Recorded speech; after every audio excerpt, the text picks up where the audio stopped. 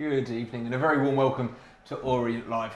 The games are coming thick and fast and the O's are in action again here at home in E10 as we face Exeter City as we look for the first 3 points on home soil. We're of course looking to make it 5 home games unbeaten as well, Andrew. I'm joined by Andrew Butler and Brendan Pitcher as well, but of course, Andrew, we're looking for the first home win of the season, but to also build on what's been a really good run of form recently. Yeah, it's been funny that we haven't got all 3 points so far this season at home because it feels like our performances certainly have deserved it. I think that was the case certainly on Saturday. And again, the previous Tuesday as well, we were sat here kind of this time last Tuesday expecting a good game against Peterborough. We took the game to them and ended up with a 2-2 draw. Same thing happened again on Saturday against a team of Wrexham who flattered to deceive really. So we welcome Exeter this evening. We always seem to play them on a Tuesday night for whatever reason that is. And hopefully we can just get over the line because our performances have been excellent of late. Probably the better side on Saturday against Wrexham. We were the better side last Tuesday against Peterborough, bar a 5 minutes of madness. They're two good, tough teams as well. So that makes the performances even more impressive. But then Exeter on paper is probably, you look at the fixture list and go, well, there's where we should be getting maximum points. But this is League One football. Yeah, and I think that's a really interesting point and why I think this game is going to be key for us today because you look at our games, our start of the season has been horrible in terms of the teams we faced and played some really strong teams, and in all of them we've acquitted ourselves really well. The only game where we've had a real blip was the Shrewsbury game, and that was the game where I think a lot of neutrals, a lot of Orient fans probably came into it thinking Orient are the favourites here, they can go on and beat a weaker side, and Orient just didn't turn up that day. So probably this is the first game probably for me since that Shrewsbury game where we go in as slight favourites, and I'm interested to see how that expectation plays on this side because we've shown how we can play against some of the big boys in the division when we can play on the counter-attack a little bit and play with no expectations. So interesting to see how Richie and the boys deal with the expectations tonight. Well, is a first home win for the O's on the cards tonight? We're going to find out shortly, but first let's hear from the gaffer. It's Richie Wellens. Gaffer, the game's coming thick and fast. It's Exeter next. How much are we looking forward to another game in 3 days after the last one? I think the players are enjoying it. The fact that it's Saturday, Tuesday. It can be difficult at times. Mentally, it can be difficult as well as physically. But there is a schedule. We have to just deal with it. So we've got players in good form. Players that look fit, look energetic, and we're causing a lot of teams problems.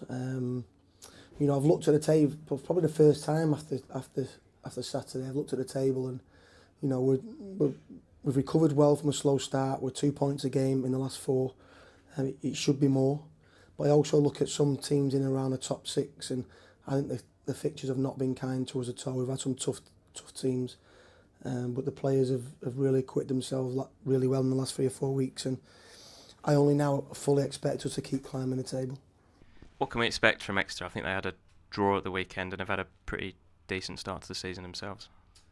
Yeah, I mean, they're quite fluid and flexible in the way that they play, whether it be systems, whether it be tactically during games. So we need to come with our thinking caps on. We need to be ready to be able to adapt and change. Very similar to Peterborough. Peterborough, a team that are managed where they can, at the flip of a hat, just change formation. And I think Exeter are very similar to that.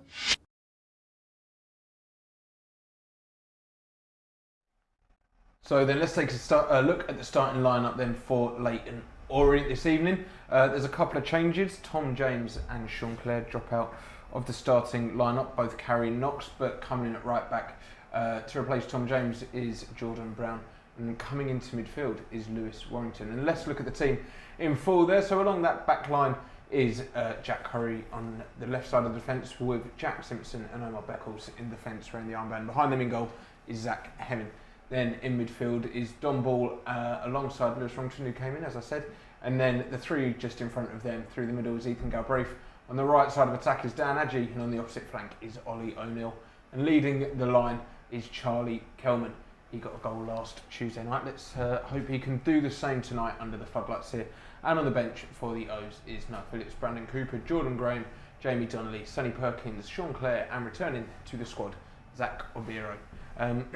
So that is how we're shaping up. back to a back four. Are you surprised? Is that a thing of looking at the opposition, perhaps? Yeah, certainly looking at the opposition. You've heard in Richie Wellens' full pre-match interview, he talks about changing systems to match the opposition. We went to a back five just to nullify the threat of Wrexham, which we did, and we did very, very well. Keeping a clean sheet against a team like that was certainly very impressive. Probably the most positive thing of the game, actually. So coming back to a back four with Jordan Brown in there at right back will be unfamiliar to some, but to those of us who've kind of been Jordan Brown fanboy since the start will know that he can very much do the job back there at right back. So no surprise in so much as him starting there and moving back to back four. Nice to see the depth of that squad. I mean, we've talked a little bit this season about how deep this squad goes, but you look at the team, no cause for concern at all. Lewis Warrington coming in, which is, his minutes have been somewhat limited so far this season, alongside Don Ball, and in the last couple of games we've had Jordan Brown there next to Sean Clare. So it's good. I'm looking forward to seeing those front four again, attacking that Exeter backline, which certainly can be got at. We've had a couple of clean sheets so far this season, but hopefully we can build on that. We discussed on the show on Saturday about how important it is to build on that. And you might look at Exeter, and as we've already said, they're not one of the big hitters, but they've claimed a few scalps already so far this season. They've won at Bolton. They've beat Rotherham, Stevenage. They're clearly a capable side. Our defence is going to have to be on their game. Yeah, on their day, they're a very good side, and like you say, we've picked up a couple of clean sheets recently. The one against Wrexham on Saturday is particularly impressive, given the amount of riches they've got, and especially up front. And I think it helps having that experienced spine now a little bit. I think Omar Beckles and Jack Simpson have been around the block. They've got a number of EFL appearances between them. They bring that calmness. I think it's a nice partnership as well in terms of them being right and left-footed, and they've got good qualities that match each other out. And then obviously Don Ball as well. That kind of three in the middle of the park will just help kind of settle everyone down. They'll use their leadership. They'll calm things down when it needs to be done. And I think at the start of the season we're maybe looking a little bit young, and I think it's something that Richie commented himself. But now we've got those kind of three players in there, I think we look a lot more steady, and I think that will be something where we can build on and look at the defence. And we saw how good, kind of when Richie Wellens' Orient is really good, they keep a lot of clean sheets. We only have to go back to that League Two title campaign. So it is built on that kind of experienced defence. It certainly is. And whilst we're talking about defenders and highlighting individual performances, how impressed have you been with Jack Curry? Very impressed. Just come in and slotted straight in there with kind of really no mistakes to his name. There's a couple of just elements of his game that I've just been really impressed with. His calmness against Wrexham was outstanding, and there was a couple of moments just towards the end of the game where plucked the ball out of the air and just brought it over his head, and it was a moment where Wrexham, you could see just them getting in behind, and the way that he kind of was able to almost manipulate his body in that moment was incredibly impressive. Gets forward well enough. I mean, obviously we've been blessed in recent years of having players like Tom James on the right hand side getting goals and thinking that the left back should be able to also do that. But Tom James is a special player in the opposite position. So, but Jack Curry's come in and yeah, I think been very, very impressive, and I think it's kind of no surprise that he's come in the team. There's been no cause for concern with his performances, and he's started more or less every game since he's arrived. He has, and it kind of coincided with an upturn of form that also coincided with, you already touched on it, but Don Ball joining. Let's focus on him as well for just a moment. He brings a bit of experience, as you've said, a bit still, but what else do you think it is that he's added to this midfield that's kind of elevated the whole team's performance? I think he puts his foot in where he needs to, and he keeps it simple where he needs to in terms of passing. I think when you've played as many games as he has, especially at higher level, like he's played the majority of his career in the Championship, I feel like he just knows when to make the right pass, and sometimes He'll go and switch to play. Sometimes he'll just play at 5 yards, and I feel like that's the mark of a really good central midfielder at this level. You all know that they've got all different types of passes in their locker. It's just about when to play them, and I think for me, he gives that tempo in terms of his experience. He knows when to play and when not, and I think that's something that Richie himself, being a former central midfielder, really appreciates, and why, despite the fact he wouldn't have had a great deal of work in pre-season, he's probably playing 2 games in a matter of days here for the first time in quite a long time. I mean, those minutes, as Brennan touches on, he hasn't had many of them, so he's kind of been thrown in at the deep end a little bit here. And tonight, he's kind of got a bit more pressure on him in the sense that Warrington's coming in alongside him. They've never played in a professional capacity together, and Warrington's finding his feet in the side as well. So it's an interesting balance there of how maybe Dom's going to have to help Warrington get through it a little bit, maybe, and they're going to have to build a relationship quickly. Yeah, I agree with that. I don't think it's been any kind of coincidence that the upturn in our form has been with Jordan Brown and Sean Clare actually coming through that central defensive midfield role, and they've looked much more settled than our form at the start of the season. Not to say that our form at the start of the season was particularly poor, but the results weren't quite there. And obviously, Don Ball's come in late in the transfer window, hit the ground running. I think I messaged you on Saturday saying he reminds me a little bit of Idris El Mazouni, which is high praise for anyone that remembers Idris playing here. Obviously a little bit older as well, but he kind of just is that, like Brendan was saying, that ball winning and the range of passing and knowing when to give the ball and when to drive with it has been good to see in the small moments that we've seen. Lewis Warrington is kind of almost like the unknown quantity, really, of the whole of the starting 11 this evening, and it does speak to the depth of the squad. That I know that Sean Clare's on the bench and probably won't be fit enough to play the game today, but evidently he's fit enough to be in the squad. The fact that Richie's gone, I'm going to go with Warrington over Obiero as well, who started the season alongside Don Ball, who like you say, haven't played together all that much. Speaks to the depth of the team, and if the system works as it has been working in recent weeks, then that should be absolutely fine, because players will know what their role should be. The coaching staff will send them out with their specific instructions and go, do this, and they're obviously, well equipped to do it and trusted by the coaching staff to do that.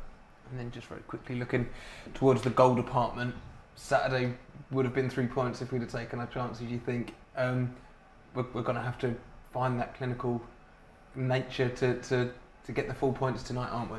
Yeah, absolutely. I think we can always improve on our chance creation. I don't think we're a side that creates bucket loads of chances, but when those chances do come along, you obviously do need to take them. And I think Charlie Kelman has been, it just looks a different player to what we saw in League Two, and I think he looks more confident, he looks bigger and stronger, and looks more capable to deal with these big League One defenders, and I think he relishes he is the main man now up front. Richie plays him no matter what almost, and he's trusted. So just about adding, if he can add a few more goals to his game, he's going to be extremely pivotal for us. So yeah, I think one tonight where he's going to be looking at, like we spoke about before, it's a game where we're probably the favourites. We're probably going to have quite a lot of the ball and try and create more chances than we perhaps did against the likes of Wrexham and Birmingham and Bolton. So he'll be licking his lips, hoping that a few of those fall his way, and he can take that.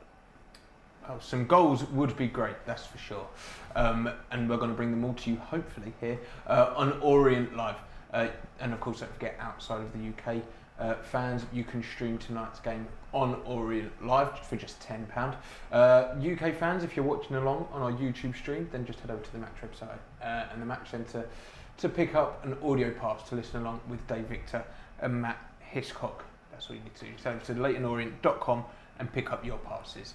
Right then, before we proceed any further, let's hear from our regular pre-match. A previewer. Our regular pre-match previewer is Terry Howard. Terry, 3 days on from the Wrexham game, we're back here again against Exeter. How much are you and how much do you think the team are looking forward to getting back at it? Yeah, going back to Saturday, reflecting back, I thought it was for 70 minutes a very, very good performance. I thought we were the better side. I think it was only when we tied up a little bit in that last 15-20 minutes that Wrexham came into it. Carried that into tonight. It's an important game. These are the games now. We've got to build on them great results against teams that are expected to be near the top. And with all due respect to Exeter, good side, but these are games that we need to win. So as you say, we've played Wrexham, we've played Birmingham, Bolton, Charlton, a lot of the teams who people fancy to be up there this year. How much do you think we've taken from that confidence-wise? I think we've shown that if that's the best in the division, we've matched them, more than matched them in some games. Disappointingly, the game that we didn't show up was Shrewsbury, who were probably expected not to be in the top half this season. So, if Birmingham, in all likelihood, are going to win this league, well, I probably would give them one of their best games this season so far. An Exeter tonight where, potentially the expectation is a bit different to what we've had in those games against your likes of Birmingham. Sort of in the mindset of the players, do you approach this game any differently? Slightly, yeah. I mean, I think obviously people would have had us as underdogs in the games against Birmingham and Wrexham for sure.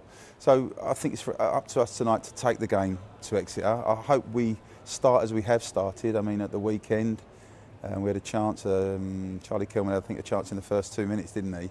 If he takes that, who knows what might have happened. But yeah, I think we've got to start fast, as I always say. Take the game to Exeter. I think what we've got to do though is convert that possession and dominance into goals. I think that's probably my only criticism a little bit from Saturday is we've got into good positions, we had a couple of good chances. When you're on top like that, you must take your chances. Top stuff there, and from one Orient legend into another Orient legend, it's Nigel Travis. It's time to hear his thoughts ahead of this evening's game. And you touched on Wrexham a minute ago, obviously completely sold out here on Saturday. What did you make of the team's performance, and what have you made of how the team has developed and grown in the first 8 games or so? Well, I talked to the players yesterday, as I often do, and I said, look, we started badly last year and had a great run. I have a feeling we're a better team this year. I think some of the reinforcements we brought in towards the end of the window, or in one case, past the end of the window, have made us better, stronger. The squad is very good at the moment. Touch wood. Not quite sure what the wood is, but I'll use this. Touch wood. Injuries aren't too bad. So I think we've got a really good squad, very well coached, and I'm excited. I think we may surprise a lot of people. So yeah, you mentioned it just there, but without putting too much pressure on ourselves, what are the hopes for the next few weeks and the season as a whole? Well, I read on the forum that our fixtures get easier in October, was what they wrote. So let's hope that starts tonight.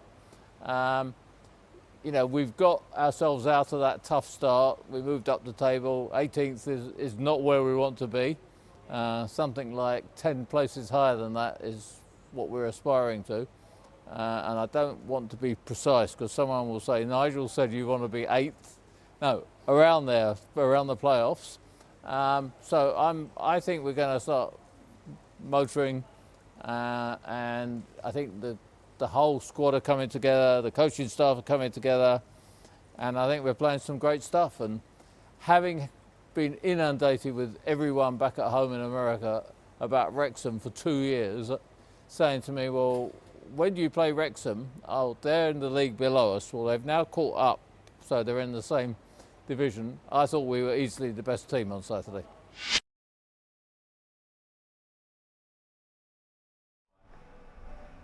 Top stuff there from the chairman. Right then, we've just got under 10 minutes to go until kick-off. So let's take a look at Exeter's starting lineup and see how they set up as they come on the road on the hunt for all 3 points. So then, in goal for the Grecians, we have their number 1. It is Whitworth. Then moving up into defence, it's a back 3, we believe, of John Lee Yefko and Tristan Kramer, and their captain, Pierce Sweeney. In midfield, we have Ilmari Niskanen, Edward Francis, Ryan Wood, Kami Doyle, and Jack McMillan. And then the 2 strikers for them tonight is Josh McGuinness and Amani Richards. And on the bench for Exeter is Sean McDonald, Jack Fitzwater, Ben Purrington, Caleb Watts, Mustafa Carriol, Sonny Cox and Milenic Ali. So that is how Exeter are lining up, and what do you make of that one then, Brendan? I think they're a team where previously when you look at Exeter you think of academy graduates. There have been so many over the years, Ollie Watkins being the chief one, who obviously had a great Euros, and it was made of the fact he started at Exeter and obviously played against the Orient. But there's a little bit of a transition going on in terms of they've moved to Gary Caldwell, who's not kind of like a Paul Tisdale or Matt Taylor like they previously had. He's probably not as invested in youth, and so there's not as many of those standout youth academy graduates in the side these days. They do have a young side, but it's mostly loans or frees they've picked up from other clubs, sprinkled with that little bit of experience. I mean, it looks like it's going to be a 3-5-2 tonight. They played against Wigan on Saturday and played with 3-4-3, so it looks like they've tried to pack the midfield a little bit and maybe come away to a ground like Orient and try and stifle us a little bit. So interested to see how they go about it and how Gary Caldwell goes about trying to stop Orient. Well, you say they've got a young side. Interestingly, for both starting 11s, our average age is 25.2 years and theirs is 25.3 years. So very similar maybe in terms of age on average, but that's not where the similarities lie. That's not. Both got the joint lowest XG in the league. It's going to be a thriller, Ollie. Yeah, it's going to be a thriller. I've realised as the words are coming out of my mouth that wasn't that exciting. If you're a gambling man, you'd have a 0-0 on, wouldn't you? No, I wouldn't. I think sometimes those kind of games cancel each other out a little bit, but. I mean, Brendan's exactly right. You look through their team, albeit they're as young as us, and something that we've touched on already this evening is just the added element of experience has turned our season around a little bit in our favour. And I do wonder if Exeter have had a reasonable start to the season.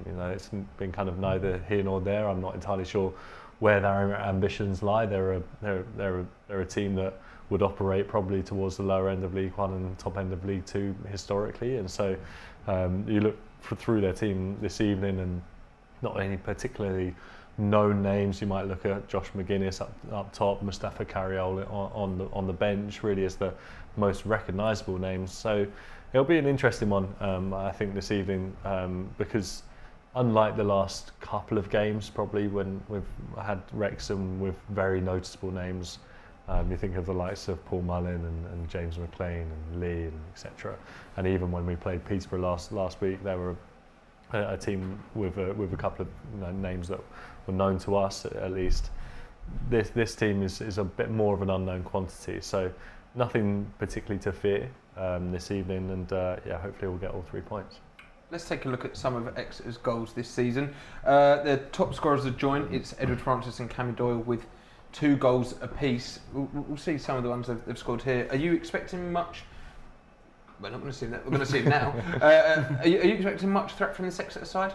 I think, given the fact that Ed Francis and Kamari Doyle are both going to probably play in the heart of midfield today, it shows that they probably don't have clinical front men. I mean, Andrew mentioned Josh McGuinness. He's a player that is very effective at this level, but is going to be that kind of target man, hold the ball up, work off the ball. He's not a natural goal scorer. So it is going to be the case where you're looking at goals from outside the box like that one, or late runs into midfield, and that's going to be the source of goals. So it's going to be about staying switched on and defending those kind of areas rather than maybe watching out for an informed striker that can hit you from anywhere.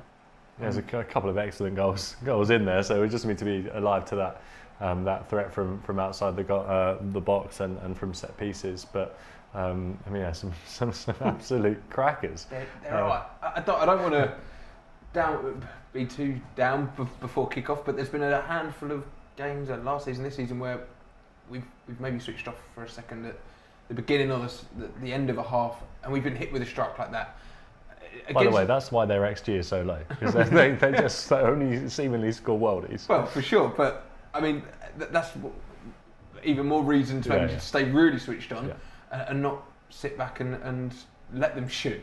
Yeah, well, certainly, and we do have enough. I mean, we've been decent going forwards. We've created enough chances in pretty much every game to say we should have been in that. And I'm thinking even of the games that we lost, aside from the Shrewsbury one, when we've played against teams like Birmingham and Bolton and Charlton, you just create about enough to say, yeah, we should have been in that, at least getting a point in all of those games. And hopefully tonight, with the attacking line that we've got and the solidity in defence, we should be able to get all 3 points.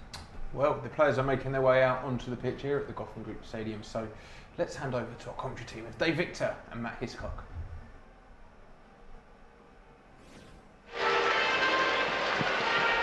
Well, good.